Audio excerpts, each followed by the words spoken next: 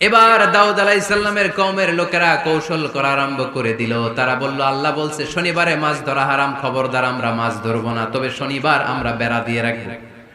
কি দিয়ে রাখবো? জাল দিয়ে বেড়ে দিয়ে রাখবো। শনিবারে ধরবো না, রবিবারে যাই ধরবো। খবরদার শনিবারে ধরবি না, শনিবারে হারাম।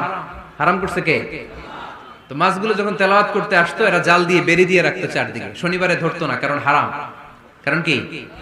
বেড়ে দিয়ে রাখতো, রবিবারে যে ধরতো। আল্লাহ কি এটা বুঝাইছে? আল্লাহ বুঝাইছে শনিবারে যত মাছগুলো এসেছে এগুলো ধরা যাবে না। এগুলো যখন আবার সাগরের প্রবাহে ভেসে চলে যাবে, তোমরা আবার নৌকা নিয়ে মাছ শিকার করতে পারবে। ঠিক কি না?